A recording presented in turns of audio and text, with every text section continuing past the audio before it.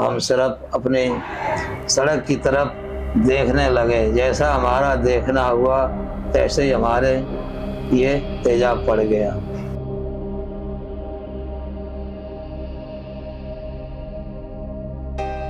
हम तो ये सोचा कि मेरे किसी ने पत्थर मार दिया।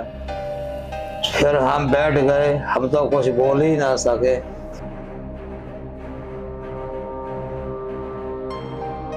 तो हम जैसे तैसे चौथी मंजिल पे पूरी रात वहाँ हम लगभग 2:45 बजे रात तक बने रहे छत पे। उसके बाद दंगाइयों ने मस्जिद को तोड़ मोड़ करके खूब सिलेंडर फाड़ के बेअदबी यानी खूब तोड़ फोड़ 2 मंजिल तक तोड़ फोड़ कर दी उसकी।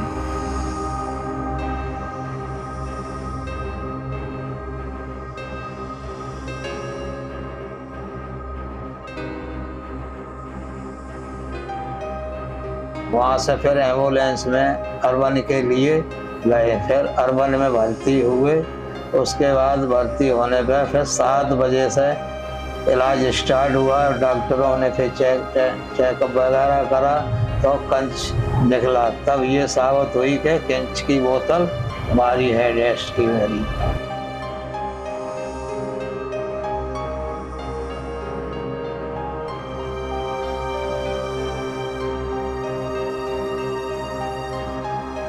पांच बच्चे, 2 बच्चे इनके पास थे। लड़की के ऊपर भी तेजाब था, वो भी इन्हीं के पास थे।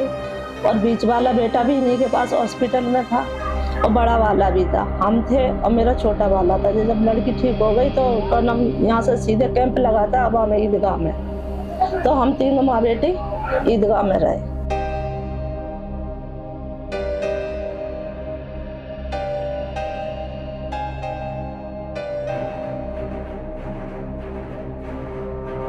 जहां पर दिल्ली के दंगे, इन दंगों ने कई लोगों की जिंदगियां ली, कई लोगों को एक ऐसी हद तक पहुंचा दिया जहां से उनका वापस आना बहुत ही मुश्किल था। तो आज हम आपको मिलवाने जा रहे हैं इसी दंगों से प्रभावित हुए एक ऐसे शख्स से जो अपनी आंखें खो दी। जी हाँ, हम आज आपको मिलवा रहे हैं मोहम्मद वकील साहब से। दास्तान कुछ ऐसी थी कि इन दंगों के दौरान जहां पर ये रहते हैं, ये पूर्वी दिल्ली का इलाका है और इस इलाके के अंदर सभी समुदायों के लोग आपस में मिलजुल के रहते थे। लेकिन क्या हुआ उस काली रात को, जब उस काली रात ने इन आपस में रहने वाले प्रत्येक समुदाय के व्यक्तियों की आंखों में न जाने कौन सी धूल झोंक दी, जहां पर वो सब कुछ भुला बैठे। और बात करते हैं मोहम्मद वकील साहब की, तो इनकी आंखें देखकर आप अंदाजा लगा सकते हैं कि इनके साथ क्या गुजरी होगी। तो चलिए बात करवाते हैं हम इनसे और इनसे ही जानते हैं कि आखिर क्या रही इनकी दुख भरी दास्तान और कैसे गुजरा ये दर्द भरा समय। वकील साहब, बहुत बहुत स्वागत है आपका हमारे साथ जुड़ने के लिए। हम जानना चाहेंगे कि आखिर क्या हुआ था आपको। तो वो एक काली रात ही कहेंगे, 25 फरवरी 2020, जो मिटाई नहीं मिटेगी, आपके दिल पे वो छाप छोड़ गई है। तो आप बताएंगे कि आप क्या हुआ उस रात, वो पूरी दास्तान। ये 25 फरवरी 2020 सुबह से झगड़ा स्टार्ट हो गया। हो तो 22-23 तारीख से गया हर जगह, लेकिन शिव बिहार में जो लास्ट हुआ तो 2020 25 फरवरी को सारे सुबह से होते होते शाम हो गई। तो शाम को लाइटें काट दी गई खम्भों की, अंधेरी रात हो गई। अंधेरी रात हो गई, पथराव चालू हो गया। पथराव होते होते करीब रात के 8 साढ़े 8 बज गए। 8:30 बज गए तो हम अपने छत पे पहुंच गए अपनी फैमिली लेके। तो और लोग थे वो भाग गए, मुकाबला नहीं कर सके। तो हमारे ऊपर हमने सोचा हम भी कहीं अब निकल के जाएं। तो हम सिर्फ अपनी सड़क की तरफ देखने लगे। जैसा हमारा देखना हुआ तैसे ही हमारे ये तेजाब पड़ गया। हम तो ये सोचा कि मेरे किसी ने पत्थर मार दिया। फिर हम बैठ गए, हम तो कुछ बोल ही ना सके, आवाज़ ही नहीं निकली मुँह से। जब आवाज़ नहीं निकली, हमारी लड़की अनम आई, उसने देखा कि अम्मी पापा बैठे कैसे हैं, बोल भी नहीं रहे। जब उनने पूछा कि बिटिया पता नहीं क्या हो गया पापा, तो उसने कहा अम्मी हमारे भी चींटी सी काट रही हैं। तो उसके भी छेट पड़ गई थी तेजाब की। तो वो जो तेजाब फेंका गया था किसी बोतल में बंद था या कैसे था? वो बोतल में था, कंच की बोतल थी। तो फिर वो उसकी अम्मी बोली बिटिया जा चाचा के घर पे धुले अपना मुँह। जब वो धुले आई फिर भी उसे चैन नहीं पड़ा, लेकिन हम अपने ऐसे ही तड़पते रहे। फिर बच्चों ने कहा कि पापा अब नहीं बचोगे तो यहाँ से निकल चलो। फिर बच्चों ने हमें लेकर जाके मस्जिद में पहुँच गए। अब मस्जिद में जब पहुँच गए फिर दंगाओं ने सोचा कि अब मस्जिद में पब्लिक है, अब मस्जिद में नंबर लगाओ। फिर मस्जिद पे तोड़ना जैसे ही शुरू करा तो मस्जिद में पब्लिक तो थी नहीं, सिर्फ हमारी फैमिली थी। तो हम जैसे तैसे चौथी मंजिल पे पूरी रात वहाँ हम लगभग 2:45 बजे रात तक बने रहे छत पे। उसके बाद दंगाइयों ने मस्जिद को तोड़ बोड़ करके खूब सिलेंडर फाड़ के बेअदबी यानी खूब तोड़ फोड़ 2 मंजिल तक तोड़ फोड़ कर दी उसकी।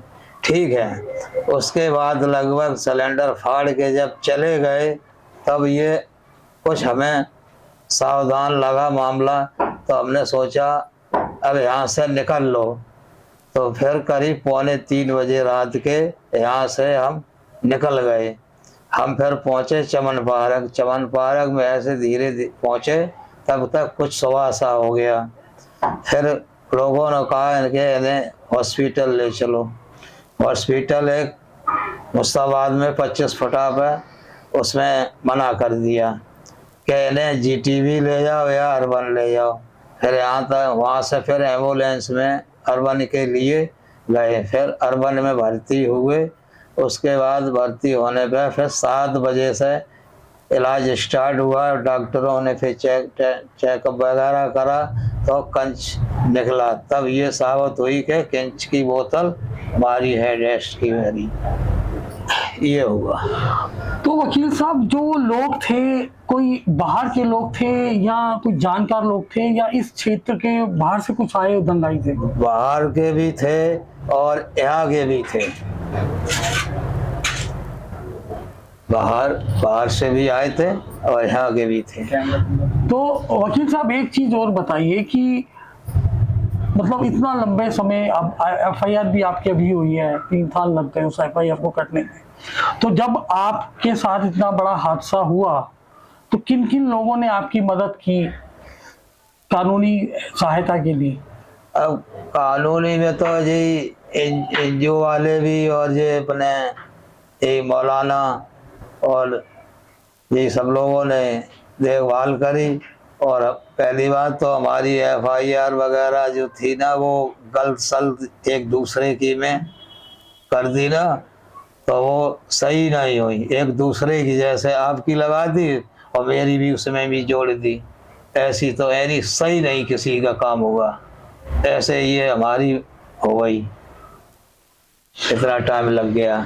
तो यानी कि हम देख सकते हैं कि किस तरीके से हमारी लचर न्याय व्यवस्था, लचर कानून व्यवस्था, जिसके चलते इस शख्स का ये हाल हो गया कि आखिर हम कैसे यकीन करें कि हमारी जो शिकायतें हैं वो दर्ज होंगी और हमें इंसाफ मिलेगा। आखिर इतना हाल होने के बाद भी पुलिस को 3 साल लग गए एक महज FIR काटने के अंदर। वकील साहब एक चीज और, अब आपका इलाज चल रहा है, बहुत हम देख सकते हैं कि आपकी जो कंडीशन है बेहद खराब है, मतलब एक दिल रो रहा है, बयान नहीं कर सकते हम भी। तो आपके साथ तो बीती, तो अब किस तरीके की जिंदगी आपकी हो गई है या आपको किस तरीके से इलाज जो मिल रहा है, वो इलाज मिलने में कितनी मुश्किलें आपको आई, किस किस तरह से आपने पूरा मंजर सहा है, तो वो हम जानना चाहेंगे। अब इलाज तो है वो, जैसे या तो कुछ लोग जो थे एनजीओ के, उन्होंने देखभाल करते रहे। उसके बाद फिर मौलाना ने मुझे वहाँ भेज दिया मद्रास। तो मद्रास में जो जमायत है वो सारा खर्चा वो उठाती है।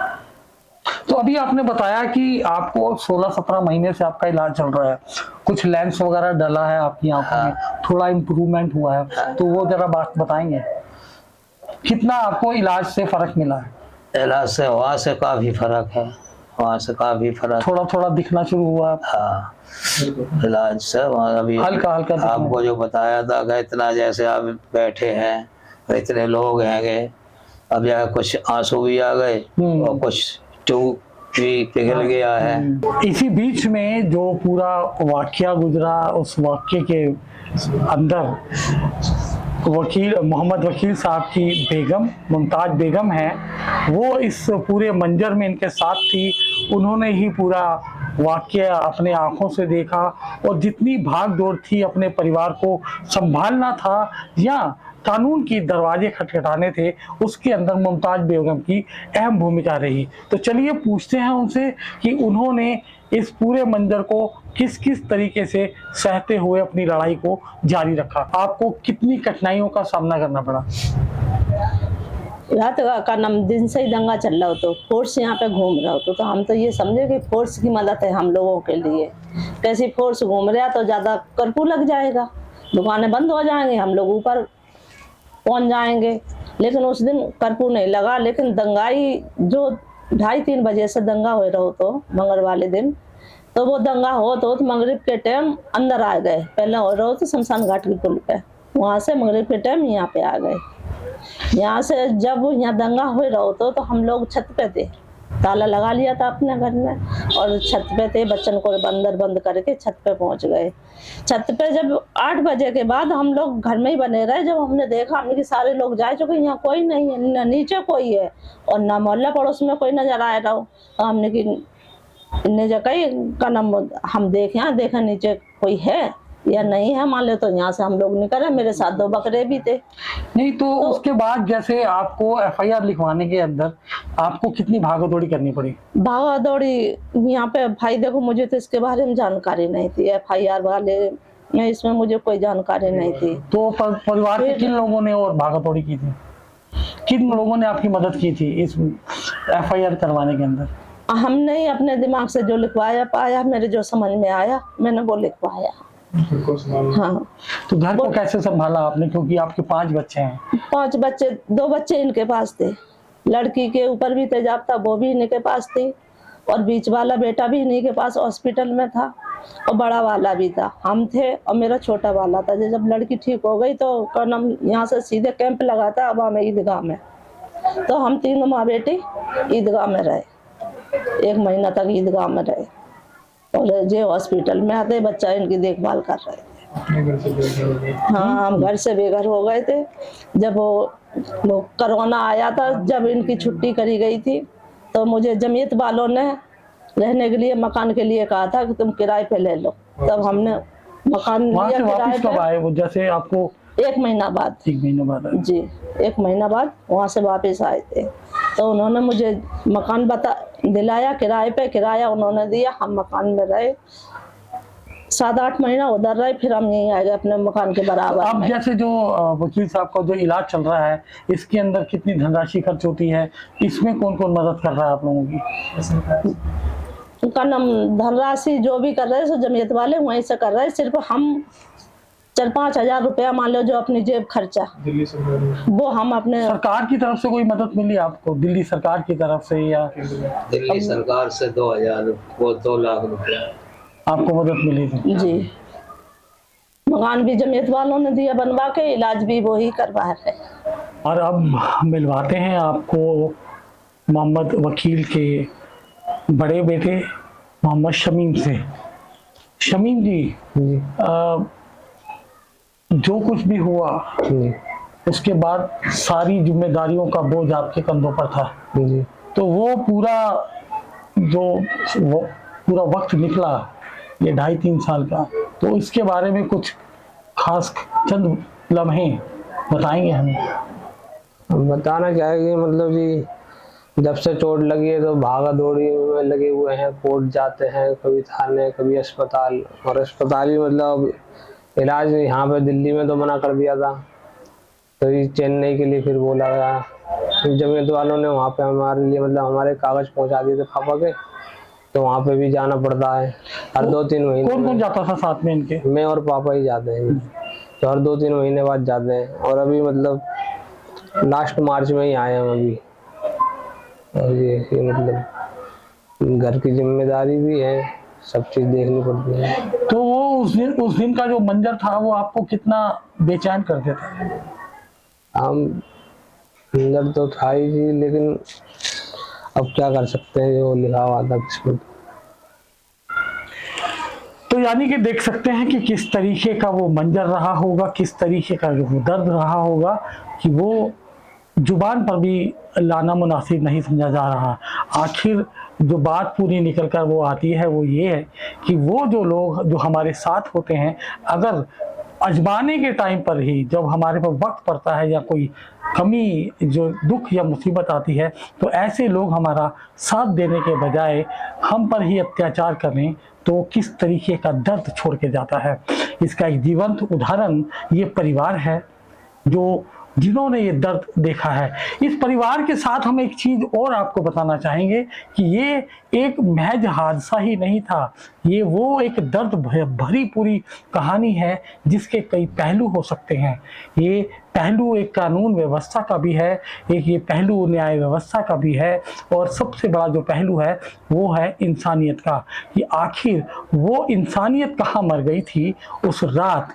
क्या किसी का राम किसी को ये इजाज़त देता है कि वो किसी की आंखों में तेज़ाब डालकर उसकी ये हालत कर दे, या किसी अल्लाह का बंदा या किसी अल्लाह या कोई अल्लाह अपने बंदे को ये इजाज़त देगा कि वो किसी के घर को उजाड़ दे? ये बहुत सारे प्रश्न चिन्ह हैं जिसका जवाब हमें और आपको मिलकर ढूंढना होगा। लेकिन जैसा कि कहा जाता है कि every cloud has a silver lining, यानी कि कहीं ना कहीं हमें हर उम्मीद में से एक आशा की किरण देखनी होगी। हमें अपने साथ जो हादसे हुए हैं उनसे उभरना होगा, और कहीं ना कहीं ऐसा इस परिवार के साथ भी होता हुआ नजर आ रहा है। भले ही 3 साल बीत गए, 3 सालों बाद हमारे कानून को याद तो आई कि आखिर इन्हें न्याय दिलवाने के लिए एक शुरुआत तो की। आखिर 3 सालों बाद ही सही इनकी FIR लिखी गई, इनको इंसाफ मिलने का आगे का रास्ता खुला है। हम यही चाहेंगे कि हम आप लोगों के साथ मिलकर इस परिवार के न्याय की लड़ाई को आगे ले जाएं, और हमारे जो कानून के खैर ख्वाह बैठे हुए हैं उनसे ये दरख्वास्त रहेगी कि जितना जल्दी हो सके इस केस को सुलटाया जाए और इसका फैसला किया जाए, ताकि ये जो परिवार है जो जिंदगी की गाड़ी पर अच्छा भला हो रहा था उसमें कहीं ना कहीं ब्रेक लग गई। 5 बच्चे हैं इस परिवार के जिन्होंने अभी अपना जीवन शुरू करना है, जिन्हें अपनी जीवन की संघर्ष की रेस में दौड़ना है, तो वो मंजर जल्द ही आना चाहिए। इसके लिए हमारे जो कानूनगार बैठे हैं, हमारी जो न्याय व्यवस्था है उसको जरूर सोचना होगा।